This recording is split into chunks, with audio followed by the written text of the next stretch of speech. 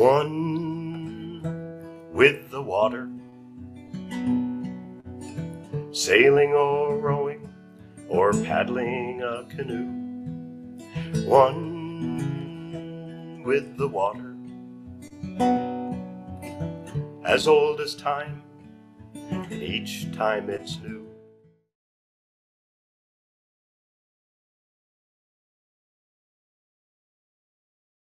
I started with the town in fall of 1985, and I got my first Hornbeck in 96. And I try to remember, I was trying to think, how did I find out about his boats? It might have been my landlady had one, Mary Jane Watson, but I don't remember how I found out about it, but I just knew that somehow I knew that there was these really cool little boats out there, and I need to have one. I'm trying to think back because I've owned Hornbeck Boats for probably over 25 to 30 years. A friend and I were coming back from Vermont or something, and I think I just came back through Olmstedville, met Pete, and bought the canoe and brought it home with me. And at that point, I don't think he had the pond set up out back for people to try them out. I just knew I wanted it and I could use it, and that was it. I fell in love with it. So I have a Hornbeck Wolfen kayak, and he named the kayak model after Andrea's dog Wolfen. It was the mid-90s, and I'd saved up my money and stopped in, and Pete said, well, so when are you going to buy yours? And I said, well, have you got something I can look at today? And he took me around and said, well, this one your cousin Ben worked on. And I gave it a try, and that sealed the deal. And from then onward, I carried these flyers in my little Xerox flyers.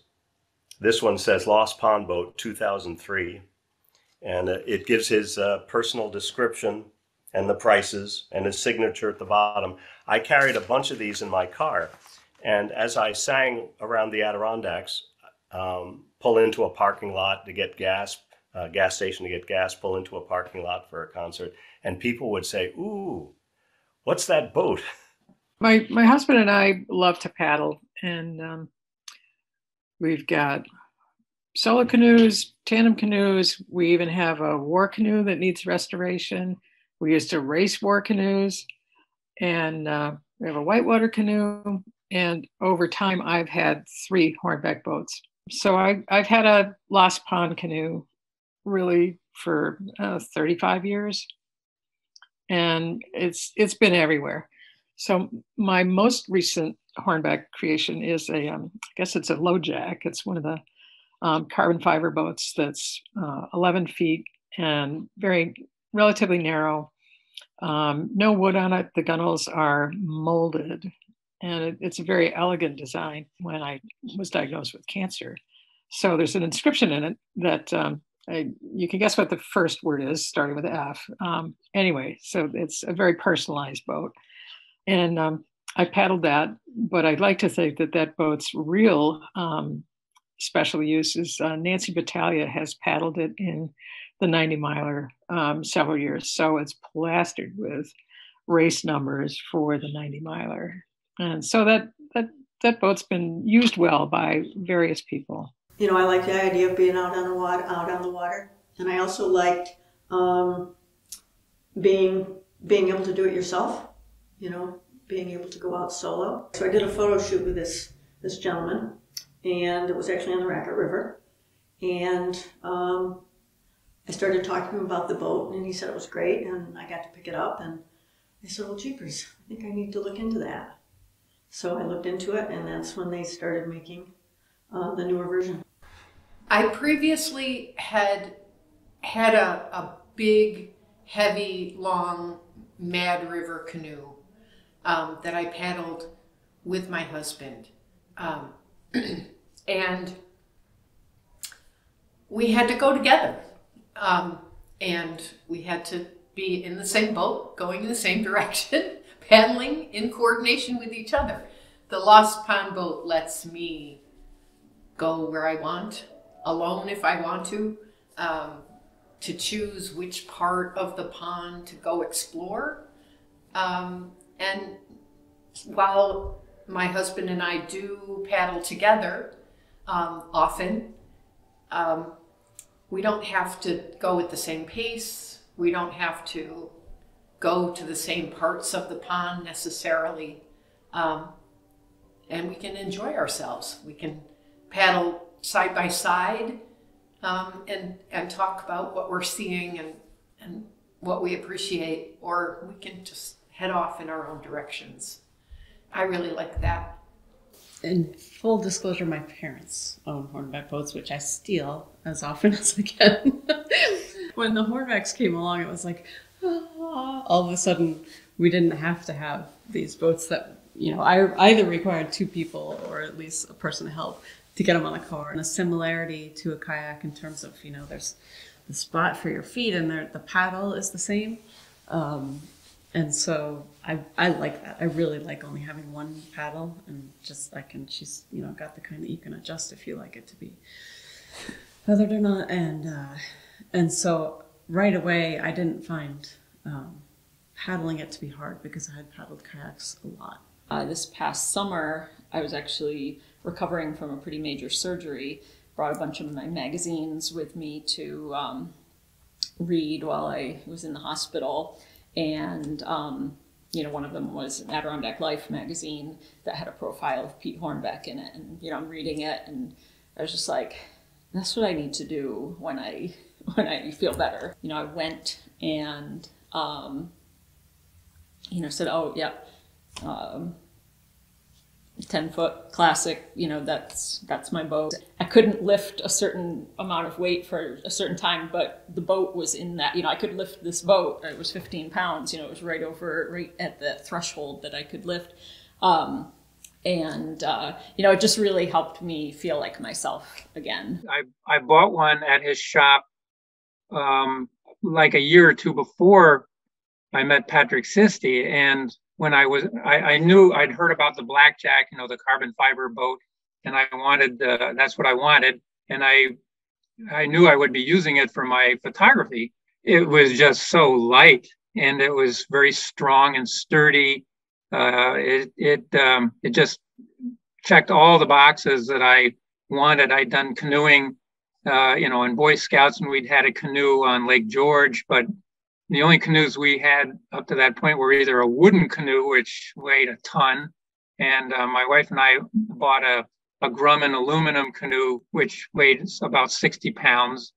So I knew that I wasn't going to be doing any solo paddling, with a big aluminum canoe. So this was I didn't even know of any other alternatives to such a lightweight boat. I think it was kind of a new phenomenon. I had a kayak at one time, and I was working with a group online called the 80K Forum. It's an online bulletin board, and people were talking about their Hornbecks. I knew my kayak was not anywhere close to that. It was 75 pounds, 17 and a half feet, and I wanted something lighter, so everybody talked about Hornbeck. They'd been around a long time.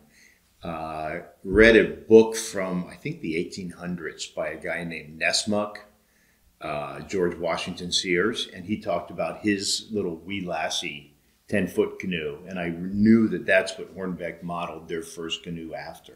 His boat was only 10 and a half feet long, but he was a lot smaller than me, so I knew I couldn't get by with a 10 and a half. But I didn't get mine until 3 years ago.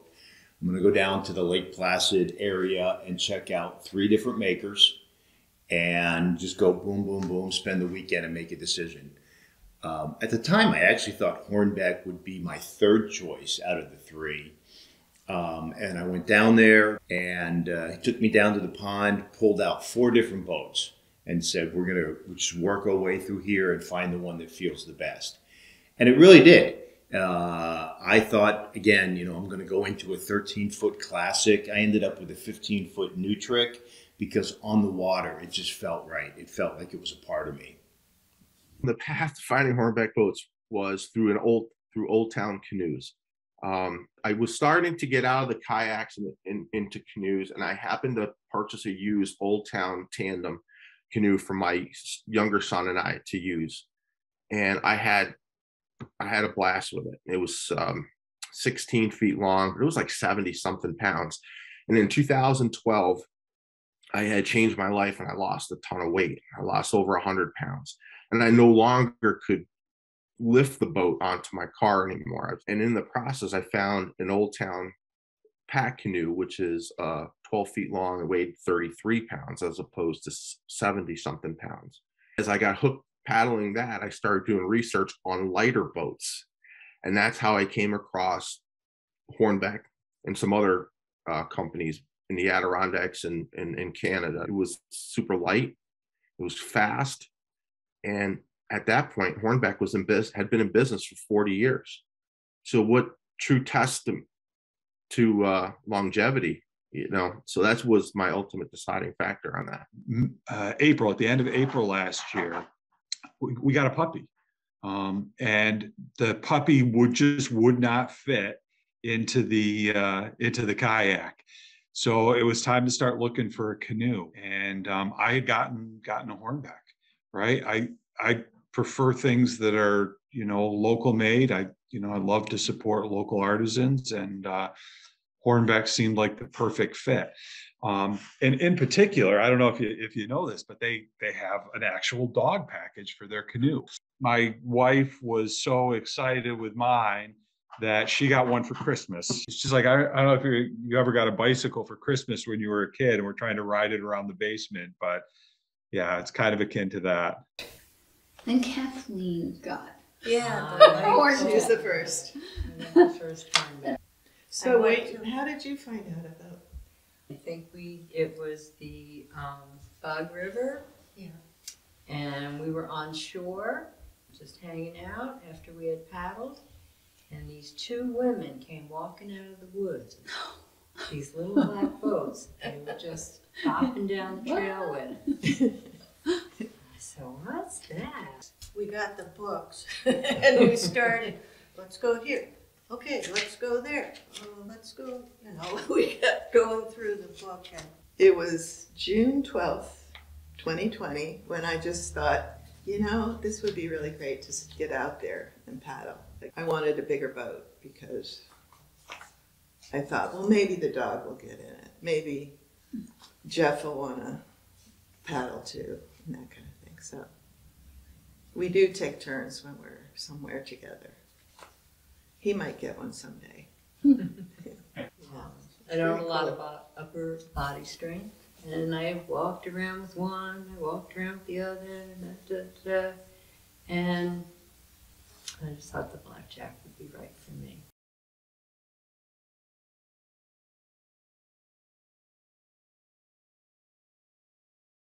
In 2017, I think. I bought another one. I bought a new trick. It's a little bit zippier, that little narrower one. So when I went to buy the new trick, I brought my pack that I use for backpack with all my stuff, and a 50-pound bag of weights just to simulate a puppy that I want to get. And so then they size the boat for you, to have the appropriate size. It's an open boat. They are very tippy, but I'll trade that for how maneuverable and light it is. I can just get used to the fact that you got to be real careful getting in and out of it. And I prefer that to a kayak. They are so beautiful that you feel like they're almost both, and they do. I'll stage it and take pictures of it because it's such a pretty boat. But it's definitely tough enough that I've never really worried. I wouldn't intentionally bash on anything, but the times that I might not see a log and then I ended up paddling over it and never. That's the other thing I really love about the Lost Pond boat is that it weighs only 17 pounds. So I can tip it over, and with a life preserver on, I can pick it up in the water over my shoulders, empty the water out of it, throw it over on its hull, and climb back into it. One of the things I love about it too is, they're so thin. When you're paddling, you can see the waves through the Kevlar on the boat, and you know, so you just feel like you're part of the water, just, you know, smoothly going along. You know, as a woman, it really opens up a lot of opportunities. You know, for, you know, some of us aren't that tall or whatever, you know, to be able to do a lot more without anybody's help. You know, I love going out alone. You know, I mean, pretty much every trip, and I go backpacking alone. You know, I love that solitude and everything. And, you know, this opens up even more options for me to go places, and I don't need any assistance in doing anything that can help somebody who has even a little love of the outdoors experience that more easily and make that more accessible to more people. You know, I think people welcome that, and when they hear that there's something that might be able to help them do that, they'll kind of jump on that. They're the ultimate freedom. People ask me, why do you like your Hornbeck? Because it's the ultimate freedom. You can just grab it and go. You know, I do find that, you know, if you're all of a sudden say, oh, let's go paddling, let's go do this, tomorrow's going to be a beautiful day, you know, and you start contacting friends, they'll say, oh, but I don't have a Hornbeck. And so that's one reason why I'm glad that I have two, and I'll say, oh, I'll just loan you one. Or, you know, other people that have them, and if they can't go along that day, you borrow it, you know, because I think people like that freedom of just being their own person in that solo boat, and, you know, not having to drag a big heavy canoe and somebody else along to help them carry it and paddle it. You know, I think that's like, oh yeah, we can just, you know, great, I'll borrow yours. So it's a good thing. When I go and I just grab, you know, the boat off my car with one arm and do this, you get people going like, you know, huh? Yeah. And then once you put it down, if they're standing next to you, they go, can I pick that up? I'm like, oh, definitely pick it up here, you know, and you just pick it up with one hand and hand it to them. They're like, holy cow. Yeah, so then you know, you go into the sales pitch and tell them all about it. I've done that many times. We couldn't do it without these lightweight boats. Right. We couldn't get into all these places. We had to carry them. Yeah, we couldn't put our boats on top of our cars by ourselves. Yeah. It opened up a whole new world for me anyway, of, you know, being independent and not having to, you know, depend on my husband or somebody to help put a boat on and help carry. It makes an incredible difference. Yeah. My wife had and still has, a 15-foot Dagger kayak. And for a little bit, she wanted to just keep that, and I was going to have my Hornbeck. But one day we went out in some pretty rough weather, really windy, and she liked how the Hornbeck handled. We swapped up boats for a little bit and decided that she was going to get one as well. That's really what it came down to. It was not just handling in the water, but just putting it back in the car. There are days where, you know, we finish up work at 4 o'clock and we just say, hey, throw the boats up and let's go. And it takes, you know, 10 minutes to get set up and another 5 minutes to the water, and then you're on. So that's kind of nice that we can get out so easily. People always ask about the boat, and the first thing they'll ask is, you know, is that a Hornbeck? It's pretty easy to tell because the distinctive red stripe he puts on all the boats. You know, there's a couple of people out there who call them delicate. They're definitely not, you know, a boat that you're going to jump up and down on like you can some. But I don't know why you'd want to. But I had quite a heavy load in mine. I've run into rocks, run over rocks, trees. You get little scratches, but those are stories, right? And I don't consider them delicate boats by any means. You know, some people panic when they see these long white scratches on the bottom of the boat. And that's what we always say is, look, you can go down that scratch and tell a story about what happened and how you got it. Yeah. And if you don't have them, it means you're not using it enough. So you're sitting on a piece of foam that is on the bottom of the boat. And that low center of gravity is what makes it the least tippy canoe I've ever been in. I've never tipped over in it, even in rough waters when I've been in the wake of a motorboat. So you're sitting really low and you're feeling stable, And that was part of that one with the water feeling. I call it the Hornbeck effect. When you first pick up his boat, this happened many times on our league trips. We'd be paddling and either pulling up to shore or embarking out onto the water, and there'd be other kayakers and boaters nearby, and they'd kind of look over and see what we were using, and then they'd sometimes, and if Peter was there, they'd see Peter and say, "Is that Peter Hornbeck?" And they'd come over to our boats and see us, picking them up with one hand. And I actually found it so amusing that the next time it happened on Forked Lake, I was ready with my camera, and I took a picture of a gentleman who was 86 years old, who had never heard of a hornbeck. He was with his buddies, and I said, "Why don't you pick it up? Pick mine up." So I have this picture of him lifting my boat up, and I call it the Hornbeck effect. 12 or a 14-foot canoe, boy, there's plenty of room for tackle boxes and whatever gear you want. They manufacture two like air pockets, one in the front, one in the back. So in case you and your friend go over from exuberance, right, you've got a way to get back into the canoe, and the canoe stays, it floats. But the one thing that was truly amazing, we would see people of all ages and sizes being able to take their hornbecks off the roof rack by themselves and put it in the water with very little difficulty. The hornbeck I have right now is their Nutrix 14. So it's 14 feet long. It weighs, I think it's like 23, 24 pounds. I don't know how much lighter you can go without sacrificing strength, in my personal opinion. I'm still a big guy. I'm like 6'1" at 220 pounds. Contrary to what people believe, I've beaten my hornbeck up pretty good and never had a problem with it. I've bounced it off of rocks. I've had it blown away because it's so light when I wasn't paying attention, stuff like that. So I put it through its paces. I'm not gentle with it. I use my gear. Yes, I do want to take care of it. And yes, they're expensive, or all gear is expensive, but I bought it to use it. I don't get worked up about scratches or anything like that. It's meant, you buy it to use it. It's a tool to accomplish a job that you want to do. And that's how I view it. Mine is 27 pounds, and it's a 14-footer. You could rig it for, solo or tandem.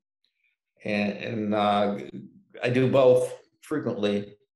When I go camping with my buddies, and it's, the two of us, and the boat's rated for 600 pounds, and I'm sure I've gotten pretty close to that. I think our total human weight is around 400 pounds. And then we fill it with our equipment for camping as well.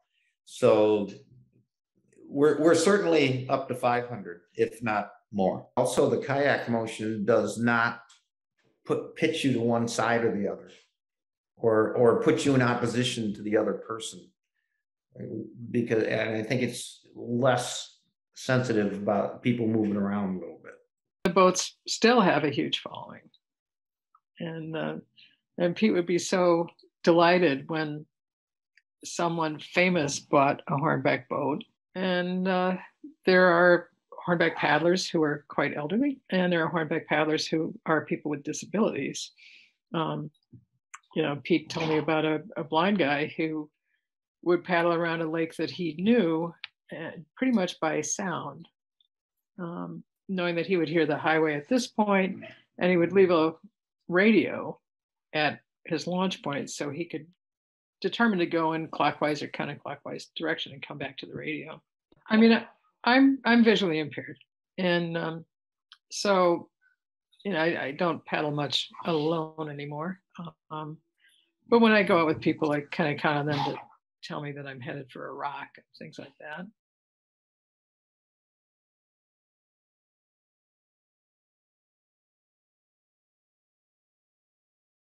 primary job is I'm the director of the town of Colton's BTI, Black Fly Mosquito Control Program. I started that 36 years ago. Certainly the major part of my year is the field season. And like I also do the training because all the people who work on the program have to go through a 30-hour training course and be certified commercial pesticide applicators, even though it's very safe and very benign for the environment.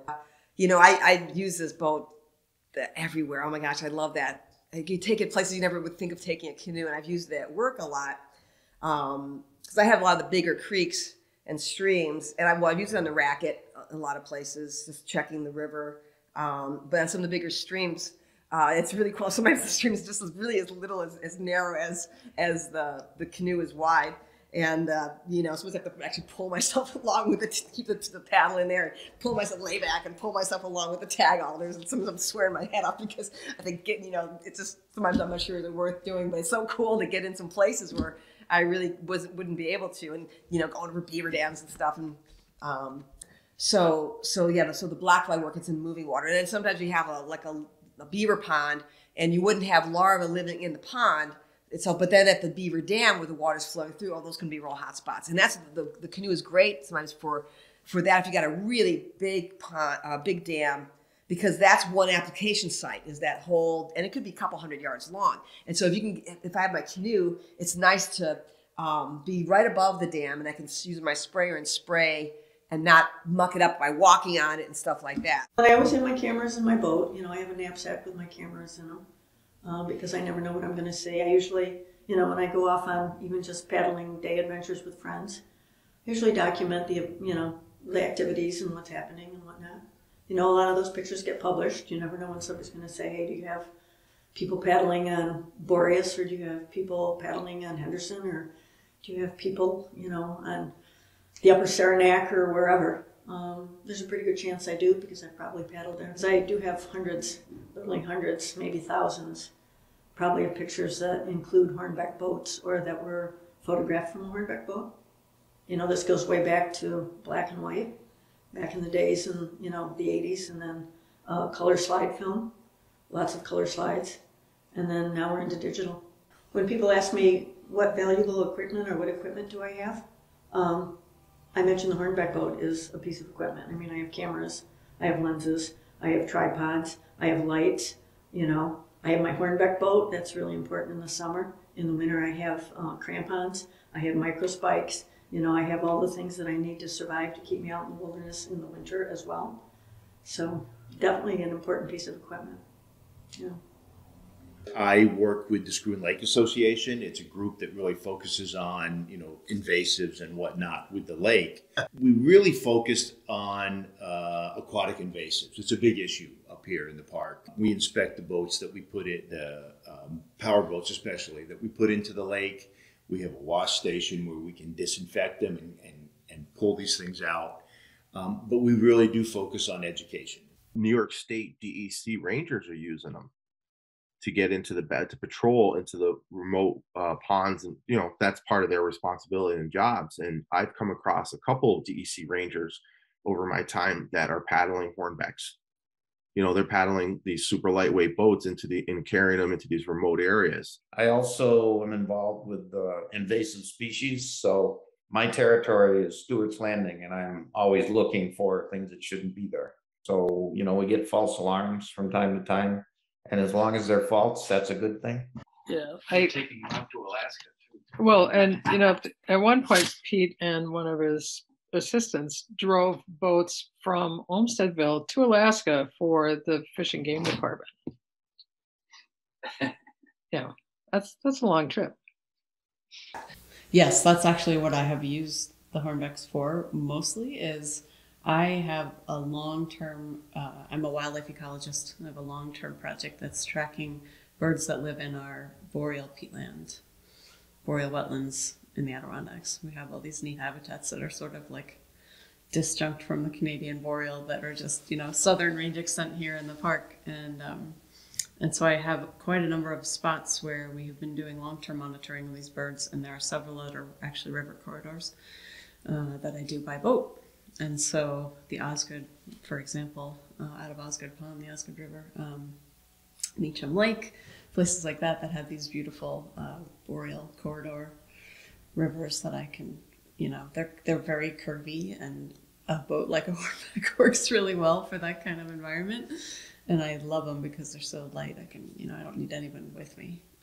I can head out at 5 in the morning with the boat on the car and easily get it into the water myself and go down these little boreal channels, swampy channels. The survey itself is pretty simple. We, you know, if we're on land, we'd be walking 250 meters in the water. It's a little harder to estimate, but you know, you want to make sure you're far enough between point one and the next point, that you're not hearing the same birds from point to point. So we space them out at least 250 meters apart. There's 5 stops, and then you just sit there for 10 minutes, time that period of time, and note all the birds that you hear or see.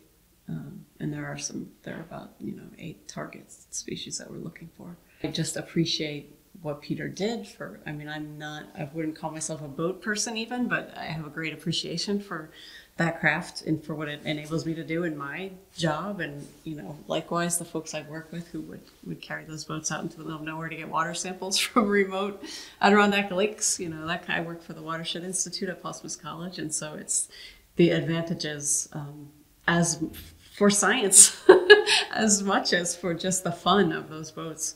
The ability to get into some unique environments, I think, is part of what I appreciate the most about it. One with the water,